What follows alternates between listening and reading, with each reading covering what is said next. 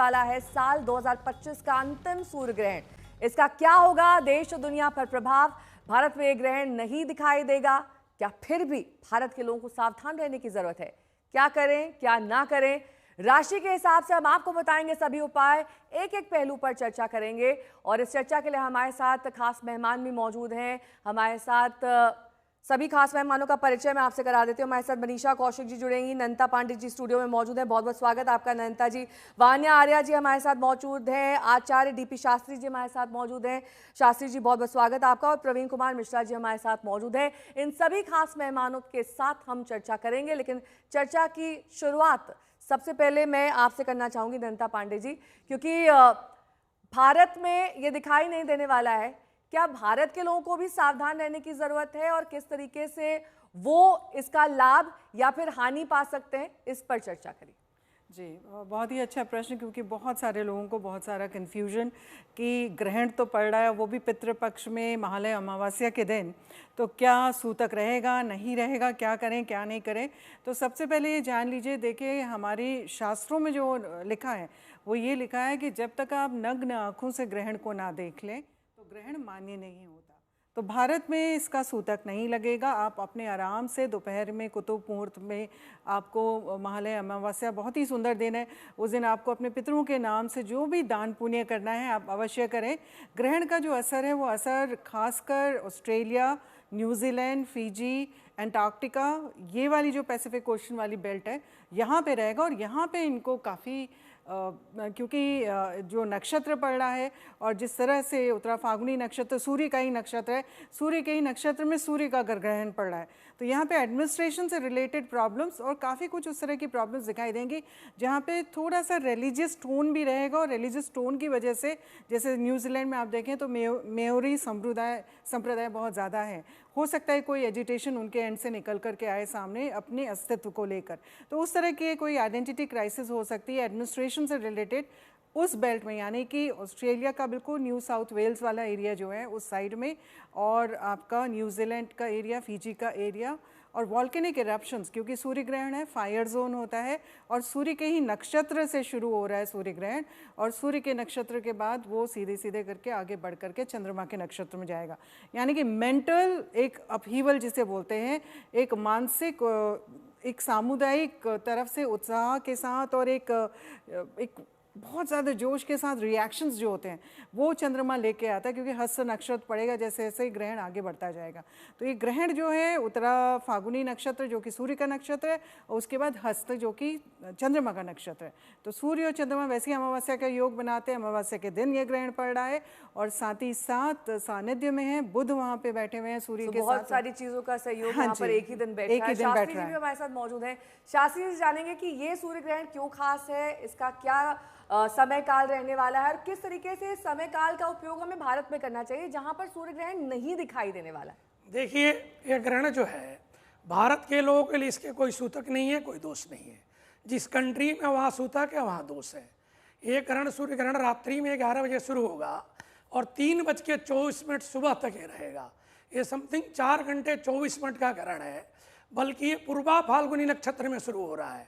पूर्वा फाल्गुनी रात में नक्षत्र 12 बजे के बाद तक 22 मिनट तक भोग कर रहा है, यानी 1 घंटा 22 मिनट शुक्र के नक्षत्र में है, उसके बाद सूर्य के नक्षत्र में है, तो 2 नक्षत्र का प्रभाव इस पे ज़्यादा रहेगा। अच्छा, सिंह राशि और कन्या राशि पे, दोनों राशि पे इसका प्रभाव रहेगा, क्योंकि उनके नक्षत्र में है। और मिथुन लगन में रात्रि का जो लग्न होगा भारत के हिसाब से, अलग अलग कंट्री का अलग अलग लग्न बनेगा, वो लग्न का भी प्रभाव रहेगा। ये ग्रहण अपना प्रभाव जो डालेगा पूर्वोत्तर क्षेत्र में डालेगा, पश्चिम कंट्री में डालेगा, न्यूजीलैंड, ऑस्ट्रेलिया, अटलांटिक महासागर, ये जगहों पर इसका प्रभाव है। और कहीं ना कहीं विश्व में एक अशांति, नकारात्मक सोच, कोई बड़े नेता का क्रोध के कारण या डिसीजन गलत लेने के कारण टकराव की स्थिति, युद्ध की स्थिति भयंकर उत्पन्न कर सकता है। बल्कि हमको इसमें डरने की बात नहीं है। भारत वाले निश्चिंत रहें, स्वतंत्र रहें, कोई सूतक ना मनाएं, कोई दोष नहीं है। महालय पर्व मनाएं, पितरों को विसर्जन करें, तर्पण करें, दान उपदान करें और अपनी सारी परंपरा करें, क्योंकि अगले दिवस ही हमारे नवरात्र शुरू हो रहा है। माँ भगवती दुर्गा हाथी पे चढ़ के आएगी और नर नारायण पे जाएगी तो हाथी जल का कारक है, शुभ कारक है, यानी शांति का भी प्रतीक बनेगा। तो हमारे लिए कहीं से इसके भय रहने के योग नहीं दिखता है। वहाँ पूरे विश्व पे हम देखें तो पश्चिम कंट्री और पूरब कंट्री ये आपस में टकराने की स्थिति में कोई ना कोई इनका डिसीजन इस कारण से गलत रहेगा। नेहा जी। वान्या आर्या जी भी हमारे साथ जुड़े हैं। वान्या जी, देश के लिहाज से, दुनिया के लिहाज से किस तरीके से ये लाभकारी है ये सूर्य ग्रहण, या फिर विनाशकारी है? क्योंकि कई ऐसे देश हैं जहां पर इस वक्त वॉर की स्थिति बनी हुई है। क्या उस पर विराम लग सकता है या फिर वो और ज्यादा बढ़ सकती?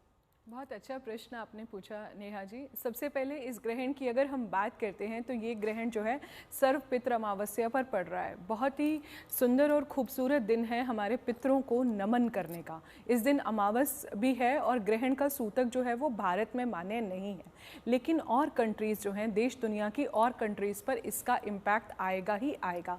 स्पेशली जो आप देखें न्यूजीलैंड की जो बेल्ट है, एंटार्क्टिक ओशियन जो है, पैसिफिक बेल्ट जो है, फिजी में इसका इम्पैक्ट है, नॉर्थ अमेरिका में भी इसका इम्पैक्ट आएगा। आप देखेंगे आपको बहुत ज़्यादा उथल पुथल, कुछ पॉलिटिकल इंस्टेबिलिटी, इस तरह की चीज़ें जो हैं आपको देखने को मिलेंगी। यूथ से रिलेटेड आपको किसी भी तरह की कुछ न्यूज़ आ सकती है। हो सकता है सत्ता में आपको देखें कि कोई बड़ा नेता जो है वो कहीं ना कहीं रिज़ाइन कर जाए। सूर्य देव जो हैं अग्नि तत्व हैं, तो कहीं ना कहीं अग्नि से रिलेटेड घटनाएं जैसे कि वॉल्केनोज हो गए या फिर कुछ फॉरेस्ट फायर्स जैसी न्यूज़, जैसा वैसे भी ओवरऑल जो है भारत की भी मंगल की महादशा शुरू हो चुकी है। ओवरऑल मंगल का साल है, साल के जो राजा हैं वो भी सूर्य हैं और साल के जो मंत्री हैं वो भी सूर्य हैं। तो आपको कुछ ना कुछ इस तरह की उथल पुथल जो है देश दुनिया में देखने को मिलेगी। बट इंडिया में जो है इसका मिनिमल इम्पैक्ट रहेगा, क्योंकि सूर्य हमारी आत्मा का भी कारक होता है। इस टाइम पर आप बहुत सारे रेजिग्नेशंस देखेंगे बॉसेस के साथ, जो भी आपके जहाँ भी आप वर्क कल्चर में बॉसेस के साथ थोड़ी बहुत एजिटेशन, इरिटेशन हो सकती है। तो इस टाइम पर बहुत ज़्यादा कोई भी ऐसा डिसीजन ना लें जल्दबाजी में। अगर आपको थोड़ा सा स्ट्रेस भी फील होता है, थोड़ा सा एंग्जाइटी भी फील होता है, कहीं ना कहीं इलेक्शंस जो है वो भी ऑल ऑफ ए सडन जो है विड्रॉ हो सकते हैं। और कुछ ऐसा न्यूज़ जो है जहाँ पर सरकार जो है वो जनता जो है सरकार के कॉन्सेंट में नहीं रहेगी। अभी रिसेंटली अभी आपने नेपाल में भी देखा था, वहाँ पर हमने यही प्रिडिक्शन की थी कि कुछ ऐसा होगा जहाँ पर सरकार जो है वो जनता के अगेंस्ट चली जाएगी। जेन ज़ी से रिलेटेड, स्पेशली मैं बार बार यही बोल रही हूँ कि यूथ से रिलेटेड आपको कुछ ना कुछ ऐसा देखने को मिलेगा। अभी जो है कन्या राशि में बुध जो है वो भी उच्च के हैं भारत की कुंडली में। ये ग्रहण जो है आपके पंचम भाव में लगेगा। हालांकि इसका सूतक जो है वो भारत में मान्य नहीं है, लेकिन फिर भी आप देखेंगे कुछ ना कुछ जेनजी टाइप से रेवोल्यूशन जो है वो इस तरह की चीजें आएंगी। वान्या जी, मैं लौटूंगी आपके पास। हमारे साथ मौजूद हैं प्रवीण मिश्रा जी भी, लेकिन प्रवीण मिश्रा जी से हम समझेंगे कि राशियों पर इसका क्या प्रभाव पड़ने वाला है, क्योंकि सबसे ज़्यादा उत्सुकता हमें ये होती है कि हम पर क्या प्रभाव पड़ेगा। भले यहाँ पर सूतक ना लगे, भले ही सूर्य ग्रहण का प्रभाव भारत में ना हो, लेकिन कम से कम मन में शांति के लिए ये ज़रूरी होता है कि भाई हमारी राशि पर इसका पॉजिटिव यानी कि सकारात्मक प्रभाव पड़ने वाला है। जी, बहुत अच्छा सवाल आपने पूछा नेहा जी। देखिए, ये सूर्य ग्रहण कन्या राशि में लग रहा है, तो लोगों के मन में चिंता होगी हमारे ऊपर क्या असर पड़ेगा। तो पहली राशि से शुरू करते हैं, मेष राशि से। मेष राशि से छठे घर में ये सूर्य ग्रहण लगेगा, तो मेष राशि वालों को अपनी सेहत को लेकर सावधान रहना चाहिए। जल्दबाजी में फैसला करने से बचने की सलाह है आपको। और जो छात्र प्रतियोगिता परीक्षा देने वाले हैं, एग्ज़ाम देने वाले हैं, पूरी मेहनत से आप अच्छे से पढ़ाई करके एग्ज़ाम दीजिए, आपको सफलता मिलेगी। और ग्रहण का कोई नेगेटिव प्रभाव आपके ऊपर ना हो, तो इसके लिए जब ग्रहण समाप्त हो जाए अगले दिन आप उठें, स्नान ध्यान करें और कम से कम 1 किलो गुड़ का दान किसी गरीब व्यक्ति को करें, तो आपके लिए बहुत शुभ रहेगा। अब बात करते हैं वृष राशि की। वृष राशि शुक्र की राशि है और आपकी राशि से ये जो ग्रहण है ये 5वें घर में लग रहा है। तो वृष राशि वालों को ध्यान क्या रखना है? अपने रिश्तों को लेकर ध्यान रखना है, रिश्तों में तनाव ना बढ़ने दें। संतान को लेकर मन में चिंता हो सकती है, तो अपने बच्चों का ख्याल रखना है और कोशिश करना है कि आपके जो डिसीजन हैं वो सही रहें। डिसीजन लेने में किसी भी तरह की जल्दबाजी दिखाना उचित नहीं है। और उपाय क्या होगा आपके लिए कि आप ग्रहण के बाद अगले दिन सुबह उठ करके स्नान ध्यान करके किसी ज़रूरतमंद व्यक्ति को 1 किलो चावल का दान करें, तो आपके लिए बहुत शुभ रहेगा। अब बात कर लेते हैं अगली राशि मिथुन राशि की। मिथुन राशि बुध ग्रह की राशि है और बुध ग्रह जो है भगवान सूर्य के साथ ही विराजमान होंगे जब ये ग्रहण लगेगा। तो जो बुध वाले जो लोग हैं, मिथुन राशि के जो जातक हैं, उनके लिए सलाह ये है कि आप परिवार में किसी भी तरह का मतभेद ना बढ़ने पाए, इसका बहुत ख्याल रखिएगा। जो भी आपके बीच में जो बातचीत है बड़े धैर्य से करनी है और कोशिश करना है कि जो भी बड़े फैसले करने हैं तो आगे वाले 1 महीने तक आप जो है कोशिश करें कि बड़े फैसले ना करें, तो आपके लिए अच्छा रहेगा। सेहत के मामले में मिथुन राशि वालों को बहुत सावधान रहने की जरूरत है। और उपाय क्या करें जिससे ग्रहण का नेगेटिव प्रभाव आपके ऊपर ना हो? आप गौ माता की सेवा करें, यानी गौ माता को रोटी खिलाएं, चारा खिलाएं, जो आपसे संभव हो आप ग्रहण के बाद गौ माता की सेवा करेंगे तो आपके लिए बहुत शुभ ठीक है। ये 3 राशियों की बात होगी। अगली राशियों का रुख करें उससे पहले मनीषा कौशिक जी भी हमारे साथ जुड़ी हुई है। मनीषा जी कहते हैं कि चंद्रमा मन का कारक होता है, लेकिन सूर्य ग्रहण को लेकर भी तमाम जो विपरीत परिस्थितियां हैं वही सामने आ रही हैं कि हमारा मन उद्विग्न रह सकता है और देश और दुनिया में भी जो हालात हैं वो और ज्यादा खराब हो सकते हैं। कुछ भी अच्छा नहीं होने वाला है क्या इस सूर्य ग्रहण से? ऐसा नहीं है। सबसे पहले जब हम ग्रहण की बात करते हैं ना, इस बार जो हम ग्रहण को डिस्कस कर रहे हैं, तो पूर्णिमा के दिन जब शायद जो जो अमावस्या पे सूर्य ग्रहण आ रहा है और पूर्णिमा पे हमने अभी चंद्र ग्रहण देखा जो भारत में दर्शनीय था। सूर्य ग्रहण जो है वो भारत में इस साल दर्शनीय नहीं है, इसलिए हमने बोला कि सूतक के नियम जो है वो यहाँ इंडिया में एप्लीकेबल नहीं होंगे। पर जब भी ग्रहण की बात आती है ना, मन थोड़ा सा विचलित, मन थोड़ा सा एंग्जाइटी इसलिए भी हो जाती है क्योंकि हमने हमेशा यही सुना है कि जब भी ग्रहण आते हैं तो ये कोई ना कोई जो बड़ी चीजें, अभी मैंने सुना नंदिता जी ने भी बताया, वान्या जी ने भी बताया, तो I totally agree, mass level पर चीजें होती हैं। ये एस्ट्रोलॉजिकली हम कितने सालों से इन चीजों को इवेलुएट करते आए हैं। क्या चीजें नजर आ रही हैं? फायर एक्सीडेंट्स जो हैं वो बढ़ जाते हैं। जो फॉरेस्ट फायर में जो है, जैसे फायर लगना, फॉरेस्ट फायर जो है इस दौरान होती हैं, ट्रेन एक्सीडेंट्स होते हैं।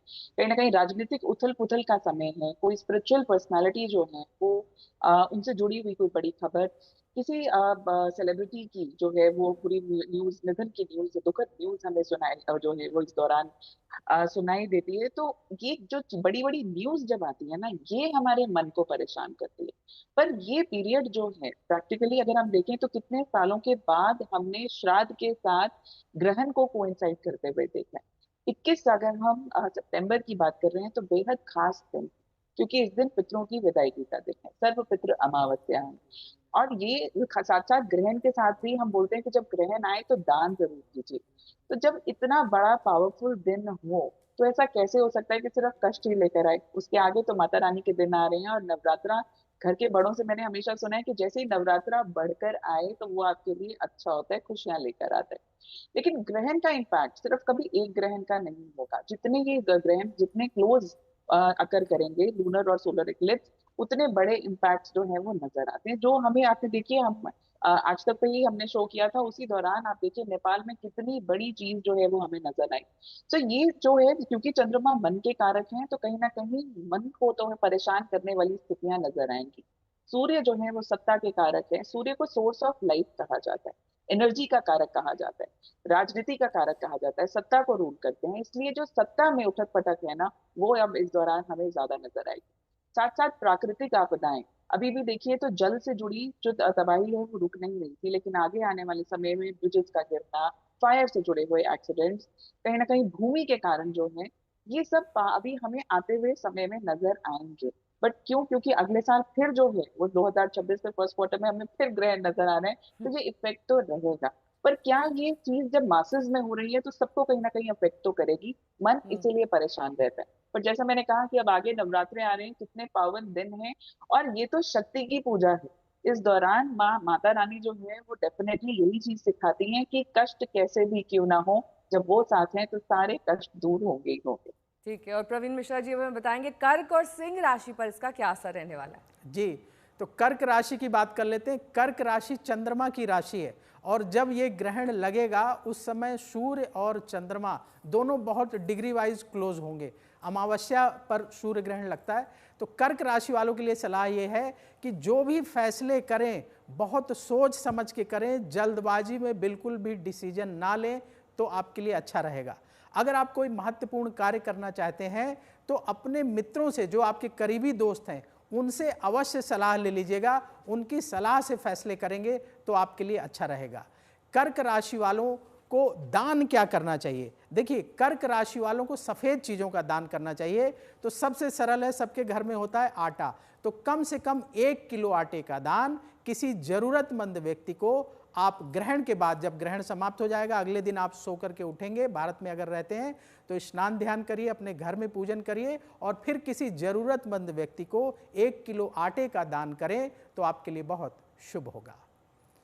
सिंह राशि। हाँ, अब बात करते हैं अगली राशि सिंह राशि की। नेहा जी ने कहा सिंह राशि भगवान सूर्य की अपनी राशि है और सूर्य ग्रहण लग रहा है तो जाहिर है सूर्य पर ही लग रहा है। तो सिंह राशि वालों को ध्यान क्या रखना है कि प्रॉपर्टी से संबंधित कोई बड़ा डिसीजन आगे आने वाले 1 महीनों तक नहीं लेना है, या बहुत ज़रूरी हो तो बड़े सोच समझ करके लेंगे। उसमें किसी भी प्रकार की जल्दबाजी दिखाने से आपको हानि हो सकती है, पहला ख्याल ये रखना है। दूसरा, सिंह राशि वाले अपनी वाणी पर नियंत्रण रखें, जो कुछ भी बोलें सोच समझकर बोलें, ऐसा ना हो कि विवाद बढ़ जाए। और अपने सेहत के मामले में बिल्कुल भी लापरवाही ना करें। अगर दवाई ले रहे हैं तो समय पर अवश्य लेते रहें।